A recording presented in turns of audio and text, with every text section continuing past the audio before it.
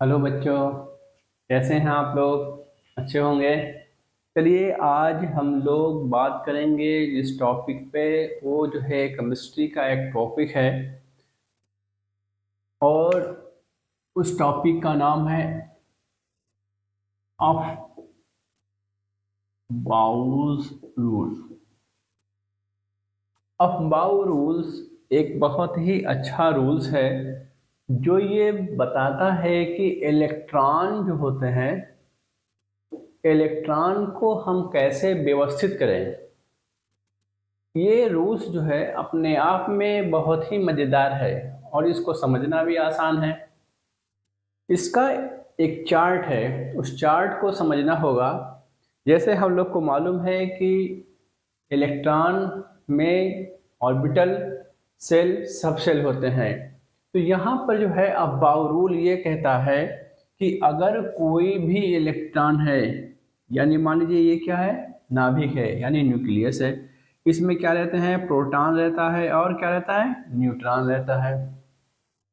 अब नाभिक के चारों तरफ जो भी कक्षाएं हैं, उन सेल्स में या उस ऑर्बिटल की बात की जिसमें इलेक्ट्रॉन रहना है, तो इसमें जो है हम लोग जो है इसको फर्स्ट, इसको सेकेंड, थर्ड, फोर्थ, या इसको के, एल, एम और एन से डिफाइन किया जाता था। अब कितने में, अब यहाँ पर जो है हम लोग को पहले भी मालूम था कि 2n², 2n² से हम लोग नंबर ऑफ इलेक्ट्रॉन को निकाल सकते थे कि पहले कक्षा में यानी जो है सेल में कितने इलेक्ट्रॉन रह सकते हैं। तो यहाँ पर अगर जो है फर्स्ट है यानी n=2, अगर n 1 है तो इसमें मैक्सिमम कितने इलेक्ट्रॉन हो सकते थे, तो n क्या कर सकते थे, 1, n=1। तो 1 का होल स्क्वायर इक्वल टू क्या हो जाता था, 2 × 1 = 2। यानी जो है फर्स्ट सेल में मैक्सिमम नंबर ऑफ इलेक्ट्रॉन कितना हो सकता था, 2।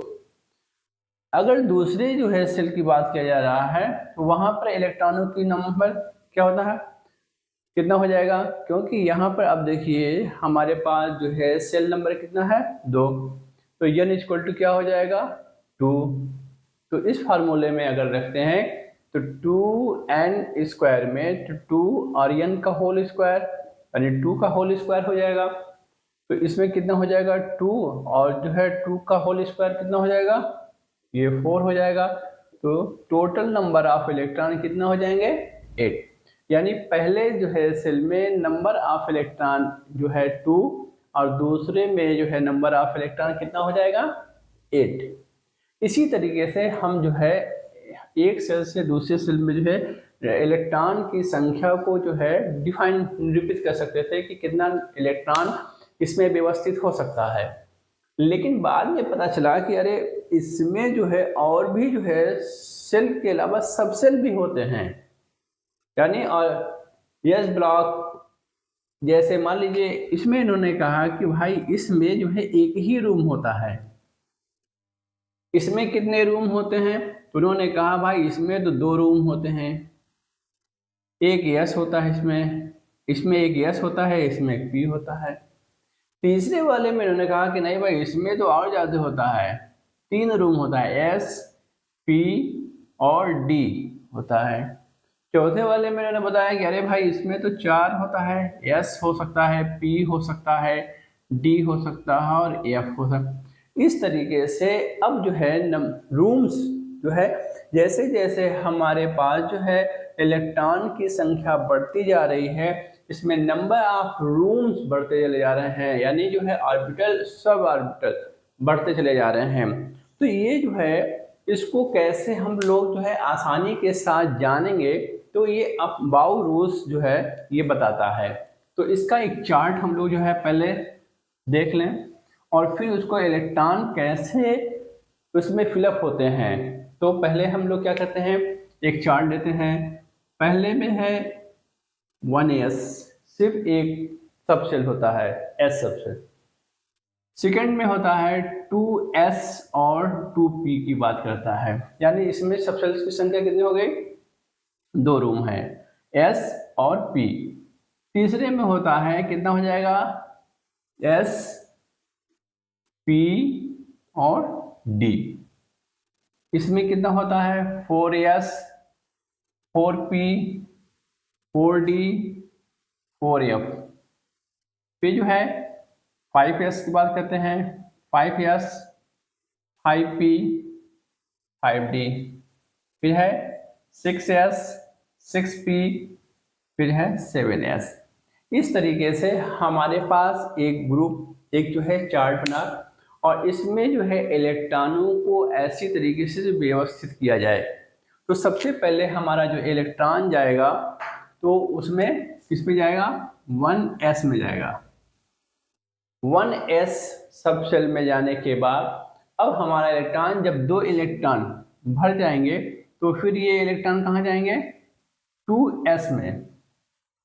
एक 2s के बाद जो है हमारा इलेक्ट्रॉन कहाँ जाएगा, 2p में, 2p के बाद 3s में। ऐसा नहीं है कि 2s 2p फिर 3s 3p 3d पे चला जाएगा, नहीं। जैसे चार्ट बनाया जा रहा है, इलेक्ट्रॉन कम ऊर्जा वाले से अधिक ऊर्जा वाले अपने सेल में जाएगा। तो यहाँ पर जो है पहले इलेक्ट्रॉन कम ऊर्जा वाले सेल में जाना चाहेगा।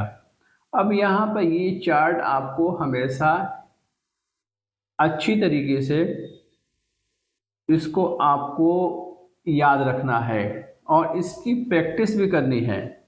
बिना प्रैक्टिस का ये आएगा नहीं।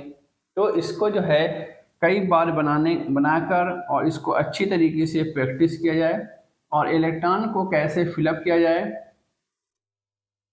इस तरीके से हमारा इलेक्ट्रॉन जाएगा।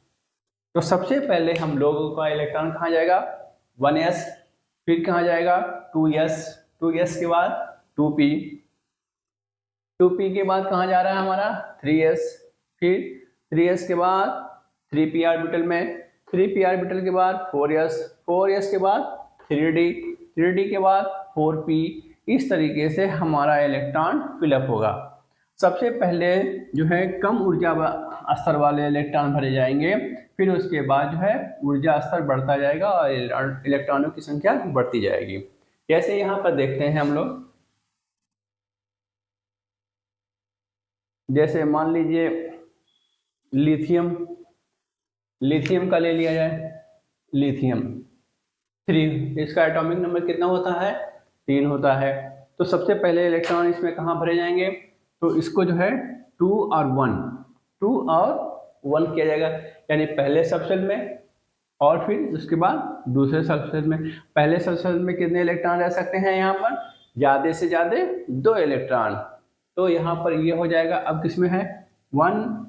अब एक चीज़ और याद रखना है आपको कि पहले बताया गया था कि यस में मैक्सिमम इलेक्ट्रॉन कितना रह सकते हैं, 2। पी में कितना रह सकते हैं आपका 6, डी में कितना 10 और एफ में कितना 14। ये आपको याद रखना है। तो अब जो है 1s में क्या हो जाएगा 1s2, ठीक है। और फिर आपका इलेक्ट्रॉन कहाँ जा रहा है 2s1 में, ठीक। इसी तरीके से अब इलेक्ट्रॉन पहले कहाँ गया था 1s में गया, 1s के बाद कहाँ गया 2s1। फिर इसके बाद मान लीजिए बेरिलियम की बात कर रहे हैं, यहाँ पर 4 होता है, 2 और 2 की बात करते हैं, ठीक। तो ये हो जाएगा कितना 1s2 और ये फिर कहाँ जाएगा 2s2 में। इसी तरीके से इलेक्ट्रॉन फिलअप होगा। जैसे मान लीजिए और आगे बढ़ते हैं, कार्बन, कार्बन का कितना होता है 6 होता है। तो सबसे पहले जो है कितने इलेक्ट्रॉन भरे जाएंगे 2, 2 और 4 ना, ये हो गया। तो ये हो जाएगा 1s2 2s2।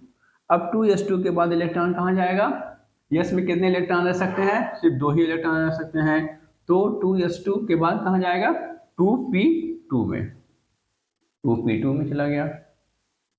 तो इस तरीके से कार्बन का ये हो गया। नाइट्रोजन का देख लेते हैं, नाइट्रोजन का 7 होता है। तो इसमें कैसे होगा 2 और 5 हो जाएगा। तो यहाँ पर इलेक्ट्रॉन कितना हो जाएगा 1s2, तो ये तो ऐसे ही रहेगा 1s2। यहाँ पे क्या रहेगा 2s2 2p और जो है यहाँ पर कितना हो जाएगा 3। इस तरीके से जब तक कि कंप्लीट 6 इलेक्ट्रॉन कंप्लीट नहीं हो जाएंगे तब तक p ऑर्बिटल में इलेक्ट्रॉन भरते रहेंगे। जब जो है 6 इलेक्ट्रॉन कंप्लीट हो जाएंगे तो 6 इलेक्ट्रॉन कंप्लीट होने के बाद कहाँ से इलेक्ट्रॉन जाएगा 3s में जाएगा। जैसे सोडियम की बात करते हैं, आइए देखते हैं सोडियम के बारे में। सोडियम का कितना होता है परमाणु क्रमांक 11। इसको कैसे भरा जाएगा 2, 8 और 1। ठीक, पहले में कितना भरा जाएगा, पहला सबको याद है ये हो जाएगा 1s2। ठीक, दूसरे में अब दो इसमें रहेगा और 6 इलेक्ट्रॉन यहाँ हो गया तो 2s2 और 2p6। अब 6 के बाद जो है अब कहाँ जाएगा p भर गया। ठीक है, p क्या हो गया फिल हो गया है। तो फिल होने के बाद जो है अब अगला इलेक्ट्रॉन कहाँ जाएगा 3s1 में, ये हो जाएगा 3s1। ठीक, अब आते हैं इसके साथ साथ, इसको समझ में आ गया, इसको जो है आप अपने मन से भी करेंगे। इसके बाद जो है आप सोडियम मैग्नीशियम करते हैं 12, 12। इसको कैसे करेंगे 2, 8 और 2 हो जाएगा। यहाँ पर देखिए 1s2, 2s2, 2p6 और 3s2 ये आ जाएगा। इसी तरीके से और भी आपको जो है मैग्नीशियम के बाद क्या आ सकता है एल्युमिनियम।